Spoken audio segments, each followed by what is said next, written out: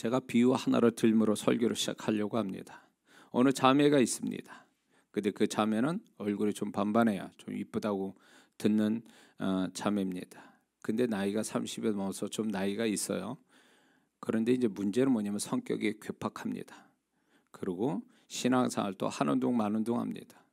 자기만 아는 이기적인 성격으로 다른 사람과 소통과 공감이 잘 안 돼서 다른 사람과 좋은 관계를 맺지 못하는 자매입니다. 그런데 이 자매가 또 배운 건 있어가지고 장차 자기 남편 될 배우자를 위해서 기도를 오랜 시간 기도를 하고 있었는데 이렇게 기도했습니다.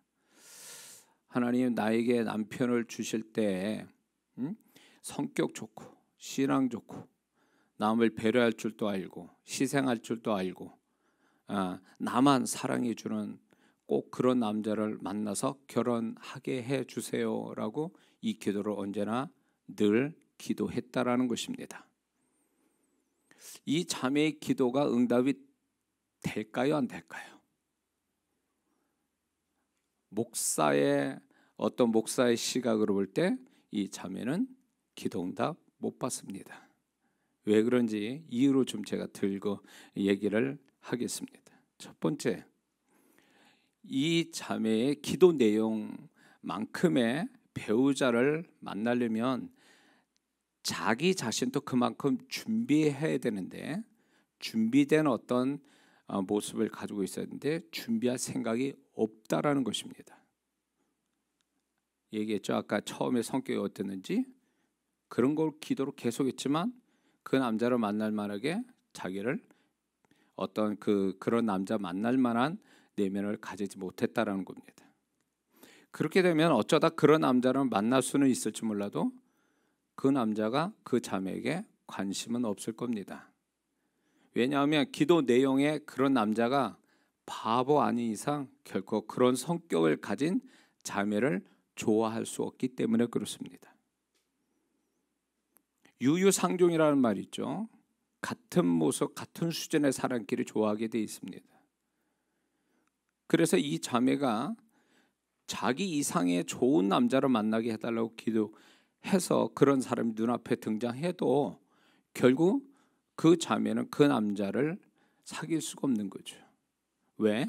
본인이 그렇게 그런 남자와 같은 성격을 갖는 사람이 돼서 비로소 이게 교통이 되고 서로 호감이 돼서 만날 텐데 이 자매는 그런 걸 놓고 자신을 준비시키지 않았다라는 것이 치명적인 문제가 되는 거예요. 두 번째, 기도가 응답을 못 받는 이유는 그 자매가 하나님 앞에 왜 그런 남자가 자기에게 필요한지 하나님이 원하시고 기뻐하신 이유를 스스로 가지지 않고 있다는 것입니다. 그 남자가 왜 필요한지 그게 하나님이 납득할 만한 이유를 분명히 가지지 않는다면 그것은 자기만을 위한 이기적인 기도고 방향을 잘못 잡은 기도가 되기 때문에 그렇습니다. 무조건 우리는 이렇게 생각해. 기도하면 모든 거 하나님이 다 들어주신다? 아니요. 그건 잘못된 생각이에요. 하나님이 납득할 만한 해야 될 거 아닙니까? 자기가 옳다고 그래서 그게 다 하나님도 옳다고 생각 안 하시거든요. 결국 기도의 사인은 그분이 하시는 거지 내 기도를 주야장창 고집스럽게 했다고 그게 결제 내리는 건 아니거든요. 스스로 결론 나는 게 아니거든요. 그러니까 이 자매는요, 왜 이런 남자가 왜 필요한지를 하나님께 설득할 만한, 납득할 만한 이유를 가져야 되는데 전혀 가지지 못했다는 거예요. 그래서 이 기도는 응답 못 받습니다. 세 번째는 이런 배우자를 만나게 해달라고 하는 것은 가정을 갖겠다라는 목적으로 기도하는 거거든요. 결혼해서 가정을 갖겠다. 근데 이 자매는 하나님 앞에서 어떤 가정을 이루기를 원하는지 생각해 보지 않았다라는 것입니다. 그런 기도를 안 했다라는 거예요. 무조건 이런 남자만 만나게 해달라는 거지 어떤 가정을 이루겠다라고 생각을 안 해보고 그런 걸 기도를 안 했다라는 얘기예요. 하나님이 인정할 만한 목적과 계획도 없는 기도는 응답받기 힘들다는 걸 알아야 됩니다. 우리가 어떤 거를 놓고 기도합니다. 문제 해결이든 축복이든 기도를 할 때 그게 하나님이 납득할 만한 이유가 있어야 돼. 왜 그게 해결이 돼야 되고 왜 이 축복이 필요한지. 어? 무조건 우리가 어린애 떼 쓰듯이 달라고만 해서 얻으려고 한다는 것은 이거는 굉장히 무모하고 이거는 헛수고한다는 거죠. 과거에 제 아들이 어렸을 때, 그러니까 유치원생인가 이쯤 됐을 때 백화점 가서 뭐 이렇게 사달라고 한 적이 있어요. 그래가지고 막 징징대고 얘 생각에는 그냥 어린애들 다 그렇잖아요. 그 때를 쓰고 뭐 이런 뭐 좀 엄마 아빠가 이제 결국 사줄 것 같은 그런 마음이 얘도 있었던 거예요. 제가 어떻게 할게요? 얘를 화장실로 데려가서 화장실에 있는 그걸로 이제 맞았어요. 얘가 때렸어요. 그러면서 제가 분명히 얘기했어요. 너 때 써서 얻을 건 아무것도 없다. 엄마 아빠가 아니면 아닌 거야. 때 써서 얻을 건 없고 때를 쓰면 넌 이렇게 맞는다. 저는 거기서 분명히 가르쳤어요. 그러고 나서 제가 이후에는 내가 한두 번 얘기해서 아니다 싶으면 더 이상 얘기 안 해요. 근데 이게 왜 제가 이렇게 하냐면 하나님의 방법이에요. 이게 하나님 앞에 때를 써서 얻을 건 없어요. 그 사람이 40일 금식해도 하나님이 아니다면 그 40일 금식 의미가 없는 거예요. 우리 입장에서 굉장히 위험한 생각이 뭐냐면 내가 공을 들이고 10만 쓰면 하나님이 다 들어주신다? 그거 어디 있어요 성경에? 이런 식으로 무대뽀식으로 이렇게 내가 10만 쓰면 된다라고 하는 이 논리는 하나님의 생각, 하나님의 마음, 하나님의 의도, 하나님의 계획, 하나님의 목적 이런 걸 다 모르는 사람입니다. 이건 하나님을 이겨먹는 사람이에요. 하나님은 절대 우리를 하나님은 절대로 우리에게서 지고 싶어 하신 분이 아니란 말이에요. 응? 그래서 이 자매가 결국 그런 남자를 얻어서 만나서 결혼을 하면 그 어떤 결혼관, 어떤 가정을 이루어야 되는지에 대한 하나님 앞에 명확하게 그거를 하나님 원하는 대로 하나님의 뜻하신 기뻐하신 대로 그거를 가지고 있어야 돼. 전혀 없어요. 없으면 이 사람은 만약에 백이 하나 만에 하나 이 사람과 결혼했다면 원만한 결혼 생활하기는 어렵다라는 거예요. 목적도 없고 계획도 없고 방향도 없는데 그러면 그 가정이 온전하겠습니까? 인간의 부패한 마음이 이런 남자로서 흠이 없겠습니까? 이 자매는 원래부터 흠이 많은 여잔데 거기에다가 이 남자도 가만히 들여다보면 흠이 있을 텐데 이런 사람이 만나서 결혼해서 가정을 이루면 거기에 맨날 천국 갔겠죠? 아니요, 그렇지 않아요. 그래서 이 결혼에서 많은 가정들이 많이 깨지는 이유가 환상 때문이죠. 그 사람은 천사인 건 줄 알지만 사실 그렇지 않아요. 그래서 분명한 어떤 하나님 앞에서 이 결혼관, 가정관, 배우자관이 분명치 않으면 오히려 비극으로 끝날 수도 있죠. 근데 이 자매는 그런 겁니다. 오로지 자기만 알고 잘생기고 또 성격 좋은 이런 사람을 구하면 재밌을 것 같고 이런 목적에 육신적인 생각이고 자기 이기적인 생각이 결국 그게 자기를 위한 게 아니라 결국 또 하나의 불행을 만드는 시작점이 된다는 거죠. 이 자매는 기도에 관해 잘못 알고 있거나 기도에 대해 두 가지를 모르는 것이 있습니다. 그게 뭔 줄 아세요? 첫째는 이 자매의 기도 내용이 잘못된 건 없어요.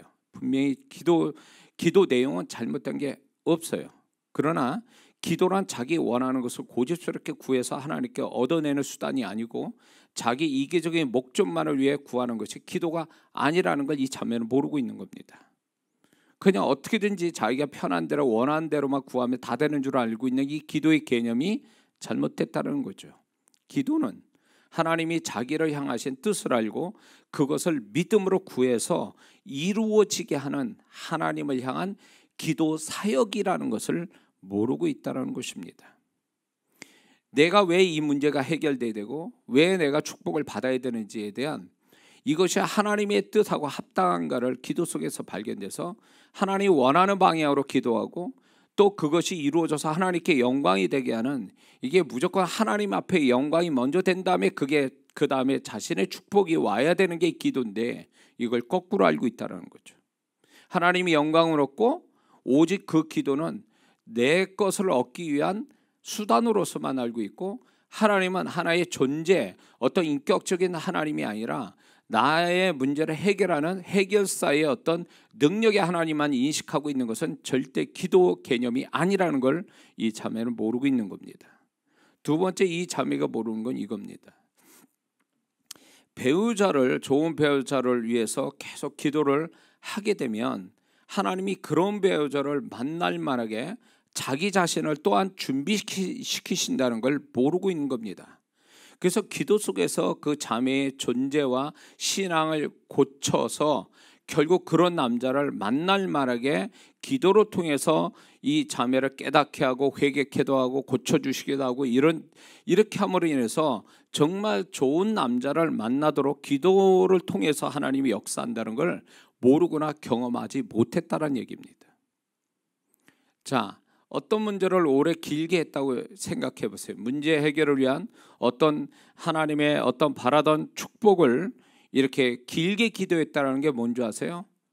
그 기도가 길게 기도했다는 얘기는 그만큼 기도 속에서 하나님이 나를 많이 다루셨다는 것도 알고 있어야 된다는 거죠. 하나님이 나를 많이 다루셨다는 걸 전혀 모르고 내가 지금 이루고자 하고 해결받아야 될 것만 생각을 하고 자기에 대해서는 아무것도 하나님부터 깨달은 게 없고 변화가 없다면 그 사람 기도 잘못한 거예요. 긴 시간 그렇게 기도했는데 하나도 깨달은 게 없다? 하나도 고칠 게 없었다? 하나도 회개할 게 없었다? 하나도 변화받을 게 없다? 그 사람 기도 잘못한 거예요. 왜? 기도는 내가 구하고자 하고 바라는 것들을 이루기 위한 수단이 아니라 거기에다 또 하나가 기도로 통해서 나를 변화시키려고 하는 하나님의 의도가 같이 있다는 걸 모르기 때문에 그런 거예요. 기도를 많이 한 사람, 기도 많이 했다면 그 사람이 정상적인 기도를 많이 했다는 사람이면 기도 안 한 것보다 훨씬 더 나은 내면을 가졌다는 걸 의미하는 거예요. 그런데 교회 안에 기도를 많이 했다는 사람이 교회 문제를 일으키고 그런 사람이 다른 사람한테 본이 못 되고 덕이 안 된다는 얘기는 그 사람은 기도만 많이 한 거예요. 기도 속에서 그 사람의 내면을 고치는 수준 높게 만드시는 하나님의 작업은 전혀 경험 못했다는 얘기예요. 그러니까 이 사람은 응답이라는 기도에다가 이 자기의 내면을 고치시는 기도 속의 축복, 이 두 가지를 경험을 해야 온전한 기도 생활을 제대로 했다는 사람인데, 이 중에 자기 내면을 고치시는 하나님을 경험 못했다면 이 사람은 기도의 반쪽만 알고 있는 거예요. 반쪽만 경험한 거고. 이런 사람들이 문제를 일으키는 게 교회 안에서. 그래서 이런 의미에서 이 자매는 기도가 응답이 안 될 수밖에 없고, 자신이 준비되어야 비로소 기도가 응답이 오기 시작한다는 것을 이 자매는 모르고 있는 겁니다. 왜 이런 비유를 드냐면 우리가 지금 어려운 상황 속에 지금 살고 있어요.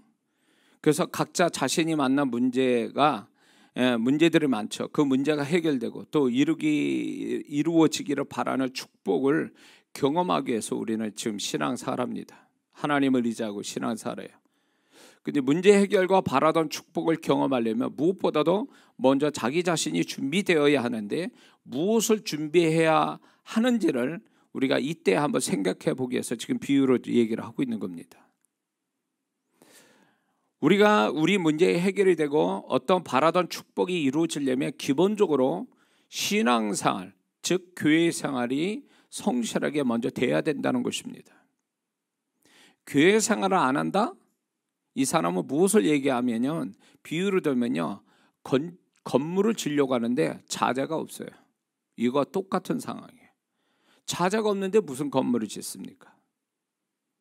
그런데 오늘날 교회 바깥에서 얼마든지 신앙생활을 나는 할 수 있다 이렇게 생각해요. 교회가 왜 존재하는지조차를 모르는 사람이에요.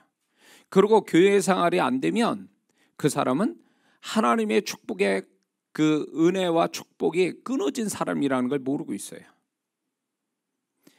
자재가 없는데 어떻게 건물을 줘요? 이거 허무맹랑한 거죠. 헛수고하는 거죠. 오늘날 교회가 필요 없다라고 하는 무교회주의자들도 있어요. 그 사람은 성경에 위배된 신앙을 갖고 있는 거예요. 그래서 우리가 하나님 앞에 문제 해결이나 축복을 받으려면 교회 생활이 기본이에요. 교회 생활이 돼야 그 교회라는 현장과 이 교회에서 신앙생활을 하는 그것으로 인해서 하나님은 은혜와 축복이 흘러가게 만드시는 거거든요. 믿습니까? 그래서 기본적인 교회 생활이 없으면 자신이 제주끝에서 어떻게 할 수는 있어요. 문제 해결과 축복도 자기 스스로가 제주끝에서 만들 수 있어요. 그러나 하나님으로부터 오는 문제 해결과 축복은 그 사람에게는 없습니다. 흔히 이렇게 생각해요. 교회 바깥에서 교회 없이 신앙생활하는 사람이 봐라 말이지, 내가 기도하고 이러면 하나님이 나 다 도와주셔. 착각이에요. 착각이라고. 그건 자기가 제주끝에서 뭔가 이룬 거지 하나님이 정말 도우셔서 이룬 건 아니라는 거예요. 그러면 교회 생활한 사람과 교회 생활 안 한 사람이 동일한 하나님의 은혜와 축복을 같이 주신다? 그런 게 어디 있어요? 그건 자기 생각이지. 마귀한테 딱 속는 거예요. 야, 교회 안 나와도 신앙생활 할 수 있어. 야, 교회 나가면 성질 안 좋은 성도들하고 만나면 시험 들고 어려울 텐데 뭐토록 그렇게 고생하니? 그냥 집에서 편안하게 TV로 설교 듣다가 은혜 받으면 온라인으로 헌금 보내면 그만이지. 그리고 성경 보고 기도하면 되는 거지 뭘. 그게 무슨 꼭 교회 가야만이 신앙생활 하는 거니? 이런 논리로 마귀는 속이는 거죠.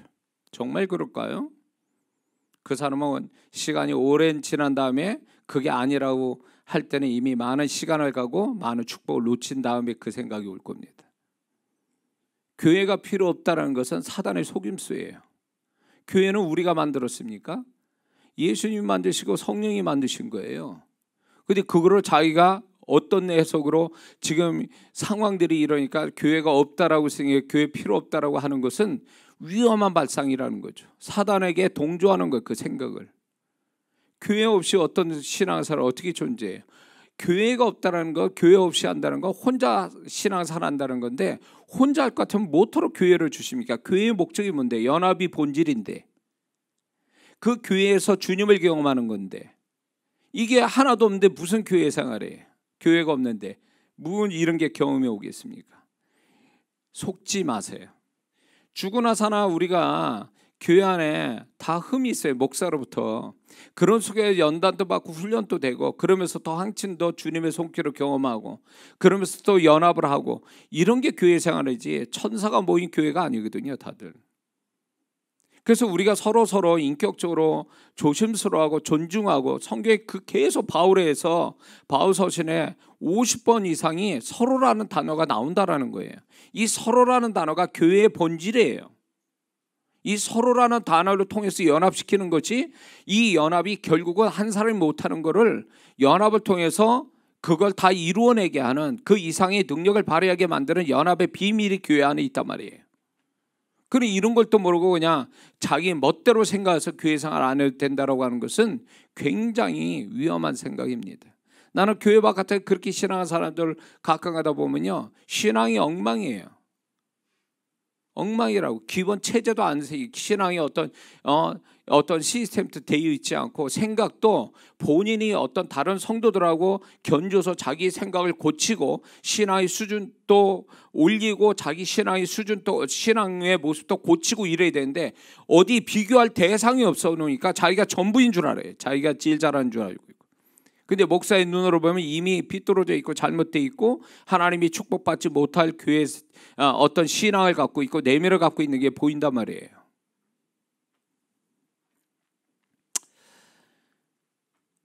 그런데 기본적인 교회 생활이 있다 해도 그것이 다가 아니라는 것입니다. 그것은 문제 해결과 바라던 축복이 자신에게 오도록 자격 있는 자신을 하나님이 인정할 만큼 먼저 준비해야 한다는 것입니다. 자기 자신을. 이런 거를 한번 생각해 본 적이 있습니까? 기본적인 교회 생활은 하고 있는데 왜 하나님은 나한테 이제 주셔도 될 만한 축복은 안 주시고, 또 이쯤에서 문제가 해결돼야 되는데 왜 해결이 안 되는지 그 이유를 한번 생각해 본 적이 있냔 말이에요. 분명히 자기를 교회 생활을 하고 있습니다. 근데 교회 생활하면 모든 게 좀 어느 정도 문제 해결도 되고 축복도 와야 되는데 전혀 그런 게 안 나타나요. 그것은 그 질문에 대한 대답은요, 문제나 바라던 축복이 너무 커서도 아니고 기도의 부족도 아닐 수도 있어요. 그거는 제일 먼저 하나님이 나를 보실 때 문제 해결해 주실 만하고 축복 받을 만한 자가 되도록 준비되어야 하는데, 준비되지 못해서 하나님이 유보하는 거예요. 유보한다라는 것입니다. 다시 말해서 하나님 보시기에 함량 미달의 존재값이 문제가 되는 거예요.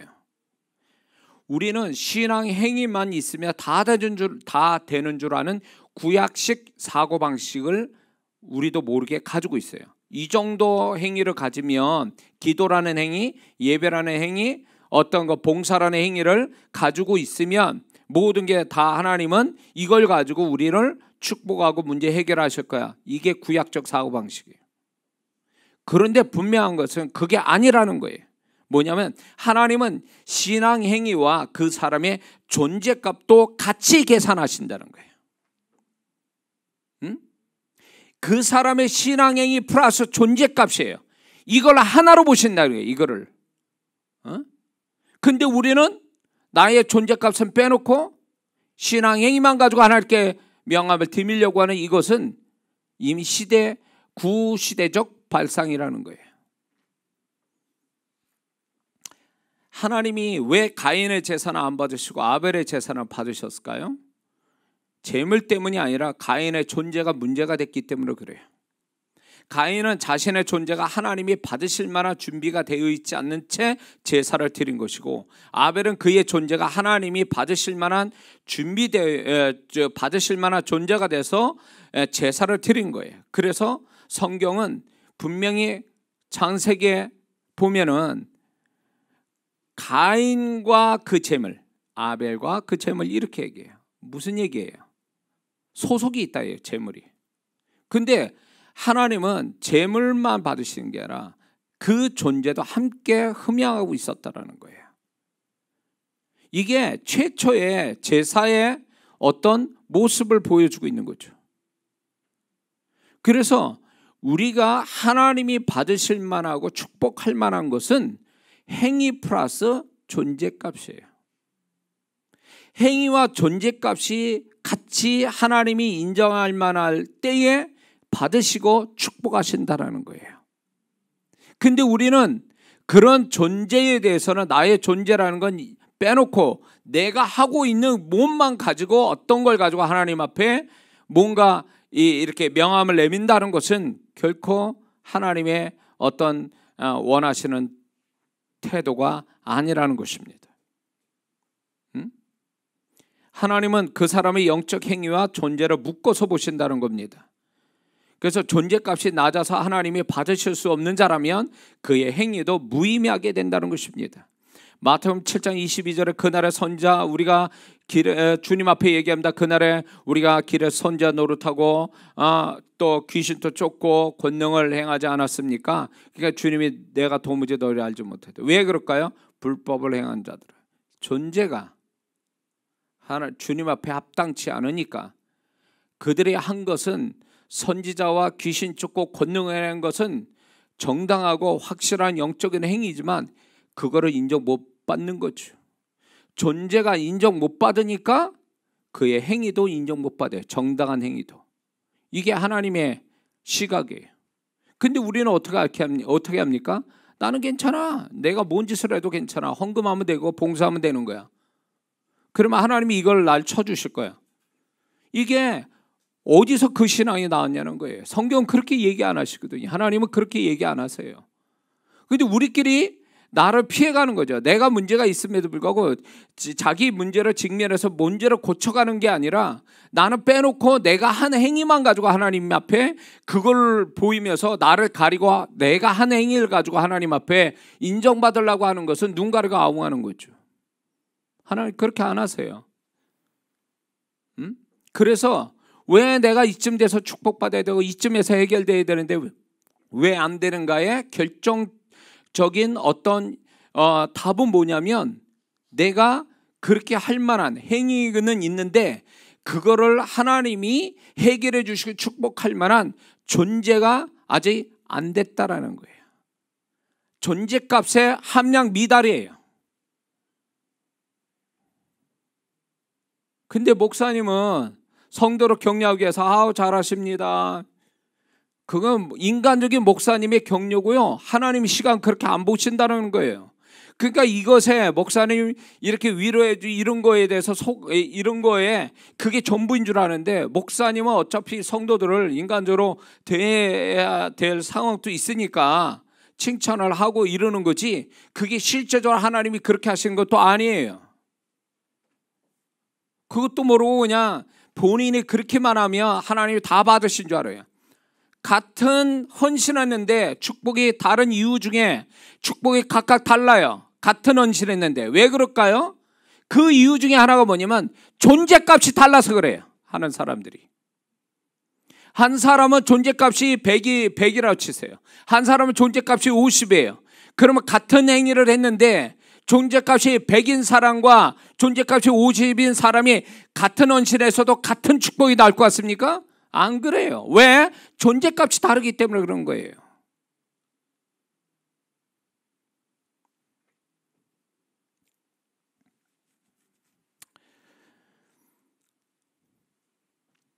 우리가 반드시 알아야 될 게 있습니다. 그것은 문제 해결할 것이 있고 무언가 축복을 바라는 것이 있다면 그것은 하나님이 우리 자신이 지금보다 더 업그레이드 되어야 한다는 것을 우리에게 사인을 보내시는 거예요.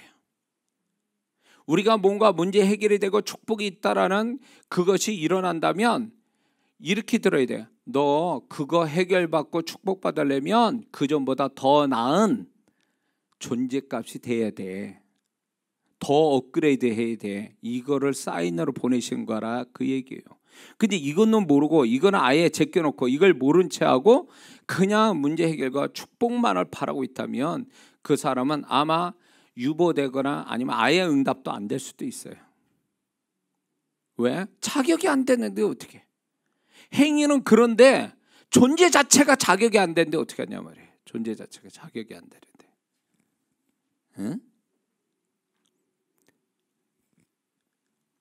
우리가 하나님이 원하시는 존재의 업그레이드가 되지 않으면 아무리 신앙행위가 많고 열심히 있다 해도 그것으로 하나님은 그것으로 결정하시는 게 아니라 우리 존재를 함께 달아보시고 결정하신다는 겁니다.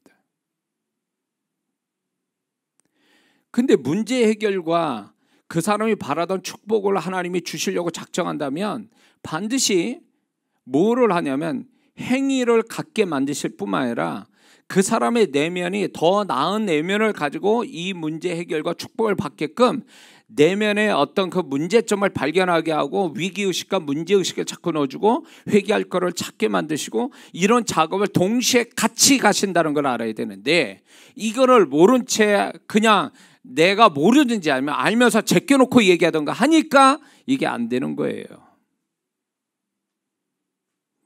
그래서 제가 이제 사역 속에서 만나는 문제를 심각한 문제를 가지고서 만나는 분들이 그 분이 자기 문제가 아니라 자기 남편, 자기 자녀 아니면 자기 사업 이런 문제를 가지고 와서 상담하고 기도를 받는데 제가 반드시 그 얘기예요. 그거는 그 자녀나 남편이나 사업의 문제가 되기 전에 지금 만나는 그 집사님의 내면부터 바꾸는 것이 1번입니다. 이 문제 해결에. 항상 얘기해요. 근데 이런 분은요, 자기하고 관계되는데 자기는 제껴놔요. 항상. 나는 문제가 없습니다. 지금 이 자녀와 남편과 사업이 문제인 거예요. 이렇게 얘기해요. 근데 자기하고 관계된 것들, 해결돼야 될 문제가 자기는 전혀 거기에 하나 하등의 문제가 없기 때문에 나는 거기에 할 필요는 없다라고 생각하는 이게 자기 의고 자기 착각이라는 거예요. 하나님 그렇게 안 본다라는 거예요. 하나님이 내가 관계된 거면 무조건 관계된 거면 나도 관계가 있다는 거예요. 나 자신에 대해서. 그래서 나 자신부터 뒤져봐야 되는 거예요. 그게.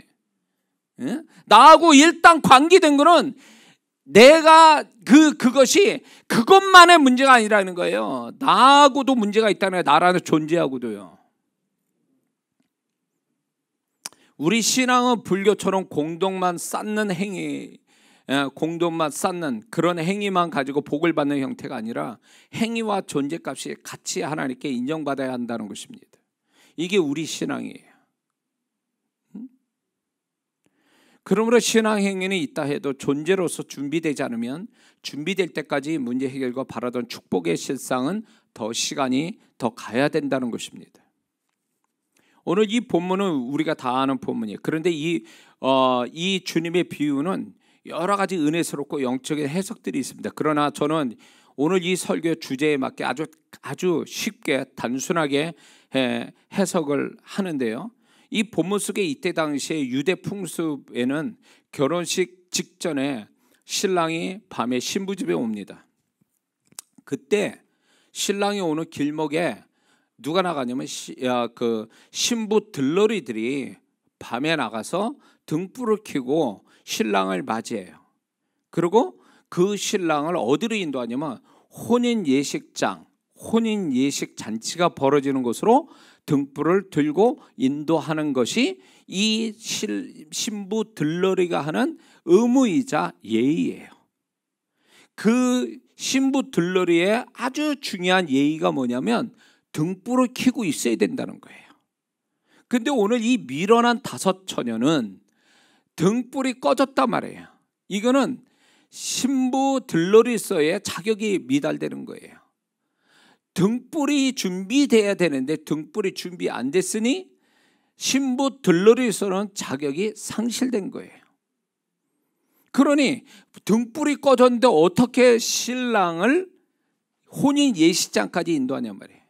예식장으로 인도도 못하니까 뭔 일이 벌어지냐면 이 등불을 준비하지 못한 신부 들러리는 혼인 예식장에 신랑 신부가 들어가서 잔치가 벌어지는 그곳에 그 신부 들러리는 들어갈 수가 없어요. 이게 그때 당시 풍습이에요. 그걸 주님이 비유로 들고 계시는 거예요. 이해가 되십니까? 그러므로 이 비유를 주님이 말씀하시면서 5 처녀를 밀어나다고 하신 것은 마땅히 준비해야 할 것을 시간적으로 충분히 준비할 수 있는데 준비하지 못해서 결국 기쁨의 자리에 들어갈 자격을 잃어버리는 것에 대해서 밀어나다라고 말씀하시는 겁니다. 밀어난 존재값은 축복의 자격을 가지지 못하는 겁니다. 저는 이 설교를 준비하면서 제가 이런 얘기는 어쩌면 처음 듣는 분도 계실 텐데 제가 개척 초반에는 어느 목회자와 마찬가지로 나름 성공한 목회를 꿈꾸며 그걸 위해서 열심히 기도하고 목회도 열심히 했습니다. 그런데 개척 초반에 또 제가 이제 교회 바깥에 사역을 나가기 전에 2000년 들어와서 그때에 제가 이제 이런 꿈을 자주 꾸게 됐어요. 그게 뭐냐면 꿈에 내가 큰 장소, 집회 장소, 강당이나 어떤 학교나 내지는 큰 교회 강단에 이제 집회를 이제 그 집회 장소에 갔는데 거기에 사람도 굉장히 많은 거예요. 근데 그 집회 장소에 집회 강사가 저인 거예요. 그런데 문제는 뭐냐면 꿈에서 내가 스스로 강사인 줄을 모르거나 또 집회 시간은 다 됐는데 아직 나는 도착을 못했거나 그 장소에 성경책을 준비 못했거나 정장을 입어야 되는데 정장이 준비되지 않거나 집회해야 되는데 갑자기 아파서 병원 가야 된다고 허둥대다가 깨는 일이 있었습니다. 이게 한 번만 꿈꾼 게 아니에요. 그리고 이런 꿈을 저만 꾼 게 아니라 그때 당시 성도들도 꿨다라는 거예요. 그런 꿈이 반복하여 꾸고 나서 나중에 확실히 깨달은 것이 2 가지가 있었는데 그것은 뭐냐면 나는 집회로서 하나님께 나름 크게 쓰임받을 자로서 축복이 예비됐구나. 이걸 하나 깨달은 거고요.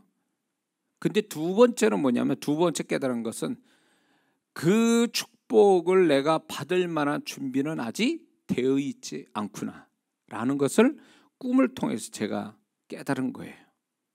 그래서 그것 때문에 고민하고 깊이 생각하고 나 자신한테 스스로 질문을 해보았습니다. 이런 질문을요. 나는 하나님이 나를 사역자로 세우실 만큼 말씀이 내 안에 풍성히 살아있는가? 나는 하나님이 원하시는 만큼 거룩한가? 나는 기도가 충분한가? 영원 사랑이 있는가? 오해와 핍박, 고난을 받아도 감당할 수 있는가? 주님 마음이 있는가? 하나님이 축복해 주셔도 마음을 놓으실 만큼 믿어주는 깊은 내면이 형성되어 있는가? 나중에 잘 될 때 변질되지 않을 단단한 심령, 거룩함, 정직함, 겸손함, 감사함이 여전히 그때도 있겠는가? 이런 걸 스스로 질문하기 시작한 거예요. 질문 사항을 쭉 만든 거예요. 제가 하는 습관이에요, 이게. 내가 어떤 일을 하거나 어떤 걸 바라게 되면 질문을 스스로 이렇게 만들어요. 질문 사항들을. 그리고 내가 솔직하게 거기에 내가 정말 대답을 해보는데 결론은 뭐냐? 그때 당시에 나는 아직 멀었구나. 나는 준비도 안 됐고 나는 아직 자격이 안 됐구나. 그래서 그 후에 제가 기도도 열심히 이 부분을 구하여서 이제 기도도 하지만 이것만이 최선이 아니라 기도와 나 자신을 동시에 준비시키는 것이 최선임을 다시 알게 됐습니다. 그래서 질문사항을 만들어놓고 내가 이 질문에 답을 스스로 하나님 앞에 부끄럽지 않는 답을 만들기 위해서 나름대로 열심히 했다는 거죠. 누가 뭐라지 않아도. 그리고 제가 쓰임받기 시작한 거죠. 여기서 나 자신을 준비한다는 것은 무엇을 말하는 거겠습니까? 나 자신을 준비한다. 그것은 두 가지예요. 더 나은 존재값을 지금보다 존재값을 지금부터 더 가진다는 거. 나중에 잘 되어도 변질되지 않을 모습을 지금부터 하나님 앞에서 가지는 것. 이 두 가지가 지금 나 자신을 준비한다는 것을 얘기하는 겁니다. 하나님이 우리 문제를 해결해 주시고 축복해 주시기를 엄청 바라시지만 우리는 그것만큼 더 하나님이 기뻐하시는 존재와 신앙을 가지고 있는지 그리고 끝까지 가질 수 있는지를 생각해 봐야 됩니다. 이것을 생각지 않으면 문제 해결과 바라는 축복은 더디어 오거나 안 올 수도 있고 주셔도 사울 왕처럼 하나님이 세우신 왕 역할을 감당하지 못하고 변질된 존재가 돼서 하나님이 후회하시고 버리시는 비극의 인물이 될 수도 있습니다. 축복받아 놓고 버림당하는 사람, 축복받아 놓고 징계받는 사람 무지 많습니다. 우리가 문제 해결과 축복만을 바랄 것이 아니라 그거를 내가 하나님이 주실 만하고 인정하실 만하고 신뢰하실 만한 그 축복을 줘도 잘 맡겨서 그걸 감당할 만한 내 자신의 준비가 돼 있냐 이거예요. 적어도 내가 볼 때 내가 스스로 그것을 준비했다라고 확신 들 만한 것들이 있느냐 그 얘기예요. 더 나아가서 하나님이 그 내가 준비된 것을 정말 인정해 주실 만하냐 그거예요. 이거는 문제 해결과 바라던 축복이 이루어지는 것보다 더 중요한 문제고 우선돼야 되는 문제인 거예요. 이거를 생각하지 않고 무작정 내가 지금 괴롭고 힘드니까 모자라니까 부족하니까 이것만 어떻게 해결해 달라고 하는 이것은 굉장히 위험한 생각이에요. 하나님이 그렇게 응답하지 않습니다. 복채만 주면 그냥 알아서 귀신이 좋은 얘기 해주는 이런 게 아니란 말이에요. 우리 신앙은 하나님이 그렇게 귀신 같은 분이 아니란 말이에요. 인격이고 뭐가 아무것도 없이 그냥 복채만 내면 적당히 주면 그렇게 해결해 주는 그런 분이 아니라는 얘기예요. 그 뒤까지 생각하신 하나님이라는 거예요. 그 뒤까지.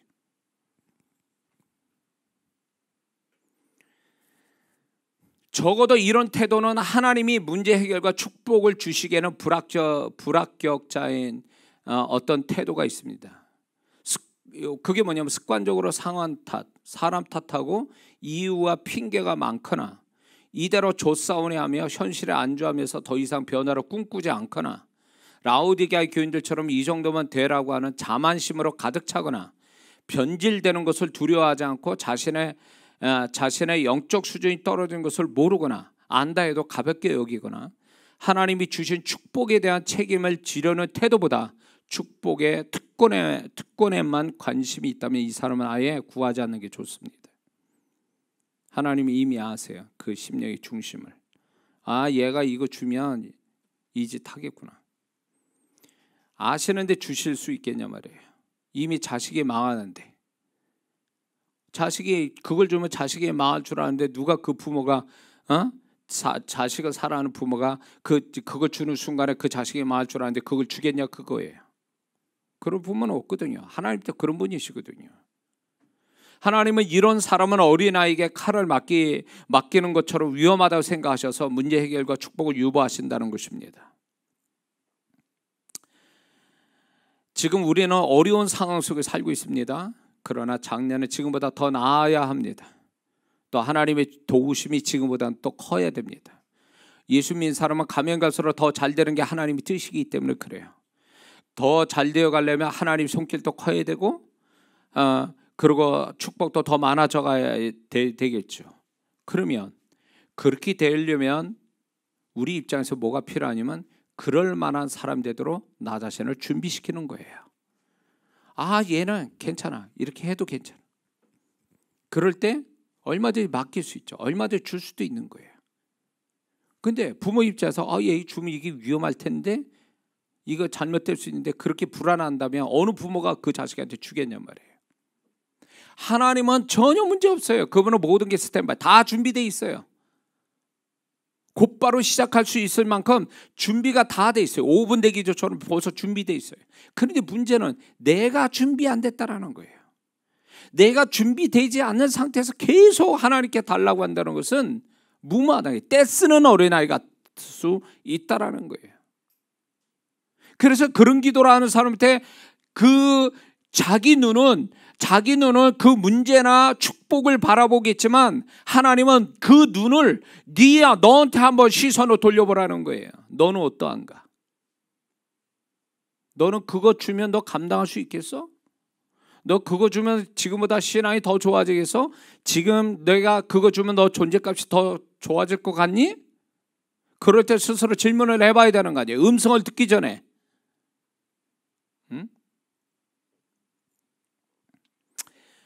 어떤 아버지가 어린 미성년자인 아들을 사랑해서 무언가 좋은 걸 주려고 생각하다가 뭘 줄까 생각하다 좋은 차를 사줄 결심을 합니다. 그런데 아버지는 안타깝게도 그 아들에게 당장 차를 사줄 수가 없어요. 두 가지 이유 때문에. 첫째는 그 아들이 차를 운전할 만한 나이가 아직 안 됐고, 두 번째 운전면허증이 없기 때문인 거죠. 그래서 아버지는 아무리 좋은 차를 사주려 해도 아들이 자격이 안 돼서 어쩔 수가 없었던 거죠. 그러나 아들이 운전할 나이가 되고 운전면허증을 딴다면 아버지는 그 아들에게 주시고자 하는 차를 얘는 이제 준비됐구나, 자격이 됐구나 하고 기쁘게 그 아들에게 그 선물을 줄 것입니다.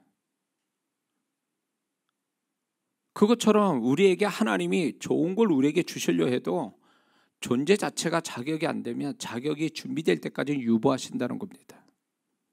만약 하나님이 주시는 축복을 받을 만한 준비와 자격이 안 된다면 영원히 얻을 수가 없게 되는 것도 있을 겁니다.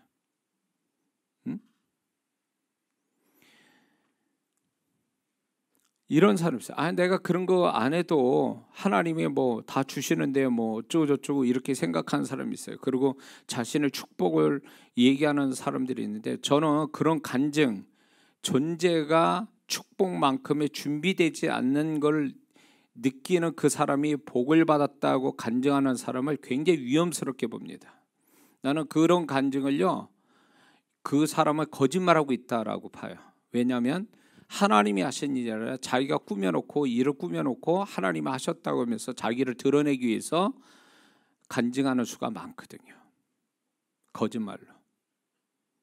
그리고 분명히 하나님께 축복을 받았다, 문제 해결돼서 축복을 받았다면 그 사람은 반드시 간증이 될 게 뭐냐면 자기가 과거에 이 문제가 해결되기 전까지 자기가 어떤 모습이었고 이 축복을 받아가는 과정 속에 자기가 어떠했는지까지도 얘기를 해야 이게 정상적인 사람이에요. 정상적인 간증을 하는 겁니다. 근데 그런 간증을 하는 사람이 드물어요. 자기가 어떤 하나님 앞에 신앙행위, 다르면서 뭐 저는 이것 때문에 40일 금식했습니다, 뭐 이런 어떤 자기 신앙행위를 무슨 뭐 무용담처럼 얘기를 하면서 그렇기 때문에 하나님이 나를 이만큼 축복하셨습니다 얘기하는 이 간증에 나는 성도들을 미혹하는 거라 보는 거예요. 그런 간증, 가짜 간증들이 얼마나 많은지 몰라요. 응?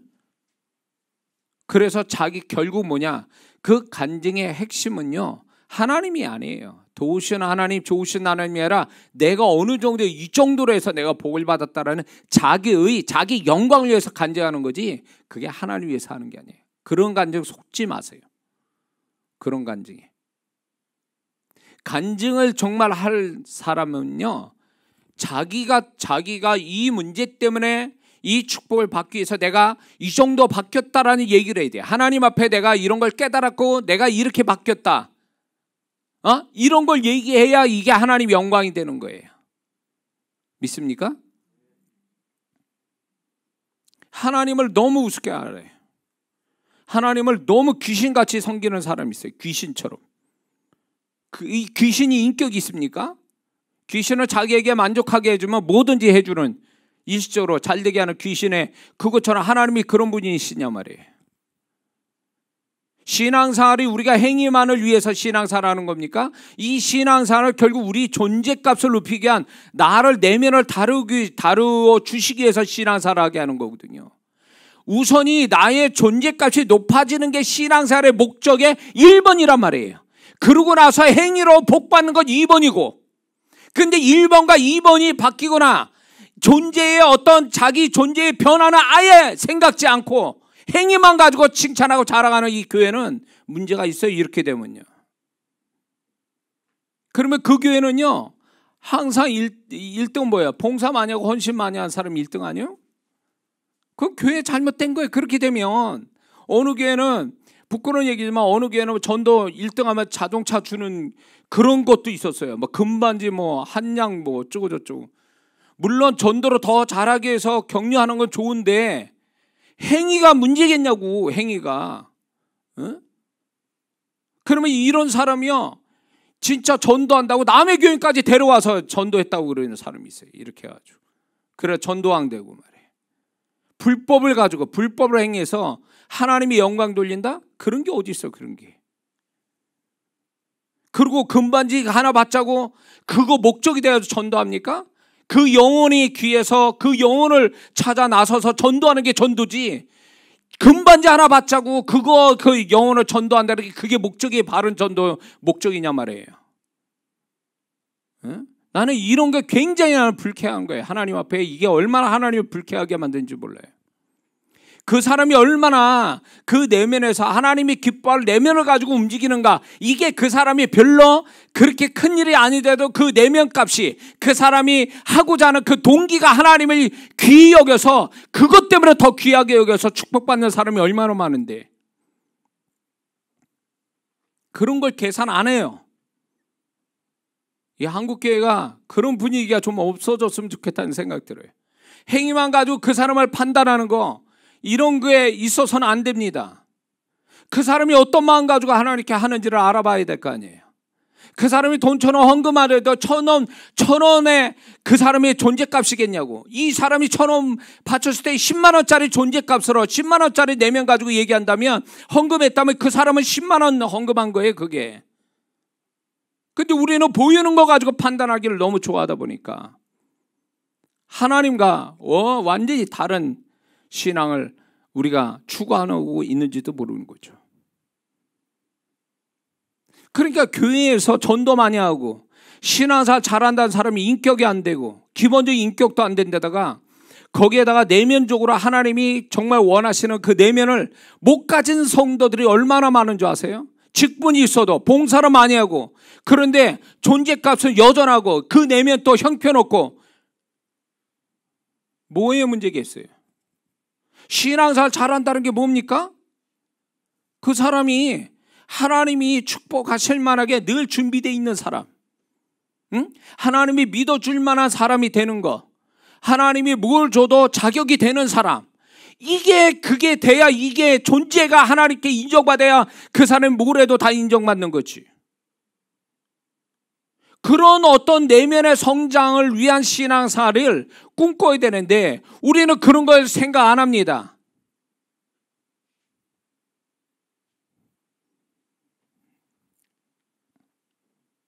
하나님이 온갖 축복을 준비하셨어요. 주시려고 우리한테. 근데 그 사람이 구원받지 않으면 그 축복 못 받습니다. 그렇죠? 자격이 없는 거예요. 하나님은 믿지 않는 자도 다 사랑하세요. 그러나 그 사람들도 사랑하시고 축복하시길 원해요. 그런데 단 하나 조건인데 구원받지 못한 거예요. 예수 믿어 죄사함 받아야 비로소 축복받을 준비가 되고 자격이 되는데 그게 없으면 하나님이 아무리 좋은 거 가지고 주시려 해도 못 받는 거죠. 똑같아요. 신앙 안에서도 마찬가지예요. 하나님은 우리에게 마음껏 축복하기를 원하시는데 문제는 뭐냐면 내가 그만이 하나님이 축복하실 만한 준비가 안 됐고 자격이 없어. 그럼 못 받는 거예요. 왜 나는 문제 해결이 안 되고 축복이 왜 이렇게 풍성하지 못합니까? 네가 준비가 안 돼서 그래. 네가 자격이 안 돼서 그래. 제가 언제부터 저는요 기도를 이런 기도를 포기했어요. 하나님 이렇게 많이 주세요. 이렇게 역사의 어떤 숫자적인 부분 이런 것들에 대해서 기도를 포기한 게 오래전부터예요. 왜 그러냐? 내가 자격이 안 됐는데 그걸 달란들 그분이 주시겠냐는 거예요. 그래서 내가 자격이 된다면 준비가 된다면 그분이 알아서 주신다라는 제 신앙이 여기 있습니다. 다윗이 언제부터 이스라엘 왕 되게 해달라고 기도했어요? 아니요. 다윗은 그런 기도한 사람이 아니에요. 유대 왕으로 있을 때 한 지파, 유다 지파의 왕이 됐어도요, 그는 이스라엘 왕 되려고 기도하지 않은 사람이에요. 충분히 정치적으로도 왕이 될 수 있는 그런 기론이 있었어요. 다윗의 생애를 살펴보면. 그러나 다윗은 이스라엘 왕 되려고 꿈꾼 사람이 아니었다는 얘기예요. 7년의 세월을 그는 그냥 지나갔어요. 얼마든지 정치적으로 할 수 있는데도 불구하고. 그런 기도를 할 수 있는데도 시편에 어떤 그렇게 기도한 적이 어디 있어요? 다윗이 그런 기도했다는 게 없어요. 그럼에도 불구하고 다윗은 이스라엘 왕이 됐습니다. 무엇으로 하나님이 그를 이스라엘 왕 되게 했을까요? 하나님이 믿어줄 만한 사람이 됐다 그 얘기예요.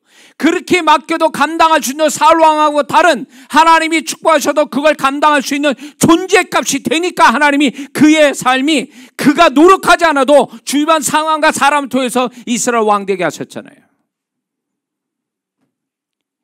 우리는 이런 신앙이 되어야 돼요. 얼마나 지금 인간의 능력이 뛰어난지 조작하기도 쉽고요. 얼마든지 자기 인위적으로 해서 모든 걸 다 해낼 수 있는 세상이에요. 그러니까 신학도 그런 식으로 가요. 기도는 장식품이야. 액세서리예요. 기도해서 응답받는 거 안 믿어요. 그냥 할 뿐이에요. 그리고 뭘로 하냐? 자기 노력과 애씀과 재주로 모든 걸 만들어 가요. 그러놓고 하나님이 하셨다고 얘기해요. 지금 그런 세상이에요. 지금 정말 저는 그런 분들을 보면서 딱 정확하게 다 뒤집어서 정말 하나님이 일하신 게 얼마나 되냐 이거예요. 여기서 내가 손 쓰지 않아도 하나님이 정말 베풀어 주신 게 정말 이건 하나님만이 하셨다라는 걸 그 모든 걸 다 펼쳐놓고 몇 프로 되겠냐 그거예요. 자기가 다 분위기 띄고 다 움직이고 어쩌고 저쩌고 다 해놓고 무슨 거기서 하나님의 역사가 있다라고 하는, 이거는 웃기는 얘기 아닙니까?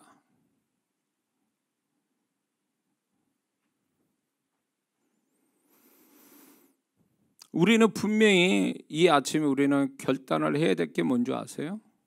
신앙 행위로만 하나님이 나를 축복하는 게 아니라 나의 존재값도 같이 1+1 행위 플러스 존재값, 이걸 1+1으로 딱 이걸로써 하나님이 나를 결정하신다는 거, 이거 우리 마음에 우리 생각 속에 깊이 박아놔야 됩니다.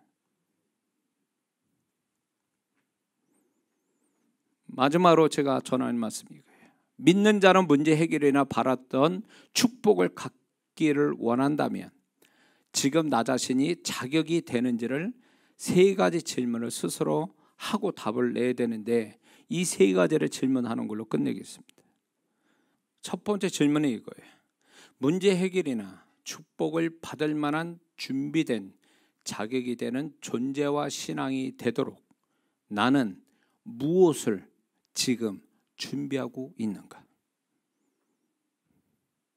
지금 나는 무엇을 준비하고 있는가? 나 자신에 대해서.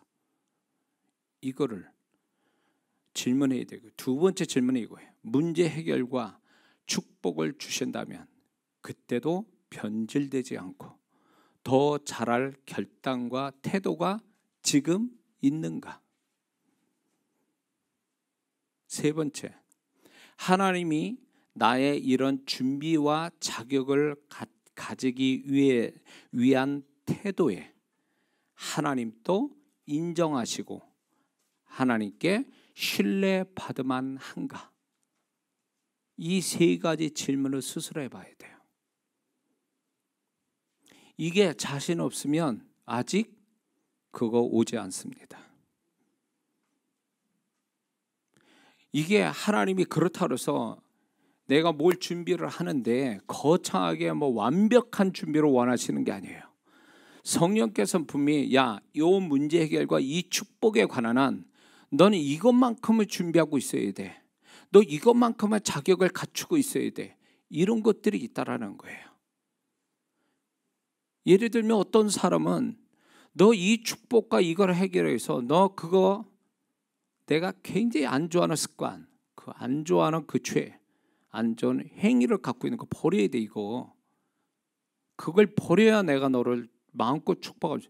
이런 게요, 이 사람이 기도를 하면요 스스로 성령께서 그걸 알게 하시거나 부담을 주시거나 근심하게 만드시거나 이런 식으로 해서 그 사람을 내면을 정결케 할 뿐만 아니라 그 사람이 이 축복을 받아 누릴 만하고 또 변질되지 않을 만큼의 내면을 준비시킨다라는 거예요. 이거를 생각하고 기도해야 되는데, 이게 없으면 이런 거를 성령님이 역사 안 한다? 그 사람은 둔하거나 알면서 그냥 지나친 것일 수도 있어요. 그러므로 우리가 뭔가 문제 해결과 축복을 바라고 있다면 거기에 공식을 하나 아주 이렇게 덧붙여야 될 게, 하나님이 내가 지금 과거보다도 더 업그레이드 된 나 자신을 요구하고 계시는구나. 이게 딱 덧붙여 있어야 돼요. 그게 맞는 얘기거든요. 응? 다윗이 일개 이스라엘의 흔한 양치기에서, 흔한 청소년에서 이스라엘 왕이 될 때까지의 그 단계가 다 테스트였어요. 무슨 테스트였냐면 그 사람이 존재값이 되느냐의 테스트예요. 그래서 다윗이 이스라엘 왕이 됐다는 얘기는 그만큼의 존재값이 뛰어났기 때문에 그거를 맡기신 거예요. 그러니까 우리가 지금 겪고 있는 거, 우리가 만나는 문제, 바라는 축복이, 이게 너 정말 여기서 네가 원하는 어떤 존재값이나 준비와 자격이 된다면 내가 줄게. 그거의 테스트고 그거를 우리한테 요구하시는 거예요. 그게 되잖아요. 그러면 이 사람이 점점점 하나님이 요구사항대로 이렇게 자기 내면에 어떤 존재값에 대해서 성실하면요, 이 사람의 축복은 점점점 커져가게 돼 있어요. 그러면 어디까지? 다윗처럼 돼버리는 거예요. 다윗처럼. 요셉이 바로 총리가 그냥 된 줄 아십니까? 그만한 존재값이 되니까 거기까지 간 거예요. 존재값도 안 되고 그 사람이 자격과 준비가 안 된 사람을 거기다 앉혀놨겠습니까? 하나님이? 그게 우연처럼 보입니까? 아니에요. 사울왕도 하나님이 원래 세우고 싶은 게 아니었어요. 그러나 이스라엘 백성이 원하니까 그렇게 허락된 것뿐인데, 사울왕은 결국은 그 왕만 됐지 존재값은 안 되니까 자기도 망하고 그것 때문에 문제가 많았죠. 하나님도 그 자신도 다. 그러므로 이게 이 신앙이 막연한 것 같죠. 추상적인 것 같지만 그렇지 않습니다. 그 모든 판단은 그분이 하세요.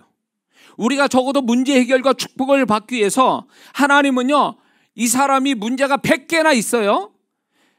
이 사람의 내면에 100개의 문제가 있단 말이에요. 그러면 100개로 다 해결하라, 이게 아니란 말이에요. 하나님은 야, 지금 이 문제 해결과 이 축복을 위해서 넌 지금 이거 100개 중에서 요거 한 두세 개, 난 그거 너 버렸으면 좋겠다, 이거 해결했으면 좋겠다, 이런 식이에요. 하나님은요. 그래서 그거를 해결해가면 그만큼 또 문제 해결이 되고 축복이 옵니다.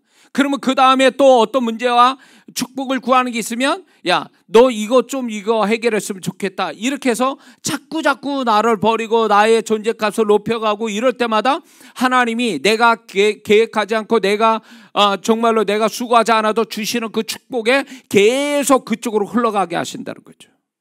이거는 이론이 아니에요. 실제로 그렇게 하신다는 거죠. 그래서 오늘 이 아침에 우리 모든 성도분들이 다시 한번, 우리가 무조건 문제 해결과 축복만을 구할 게 아니라 정말 나 자신을 준비시켰냐는 거예요. 하나님 앞에서 나 자신을 준비시키는 이게 돼서 자격만 된다면 하나님은 다 알고 계세요. 우리가 뭐 때문에 이렇게 하고 있는지. 그러면 그분의 손길로 인해서 하나님은 나를 다 아시는 분, 또 내가 말하지 않아도 나의 모든 문제를 해결하시는 분, 축복하시는 분, 이걸 다윗같이 찬양할 수 있는 우리 모두가 될 수 있는 줄 믿습니다. 기도합니다.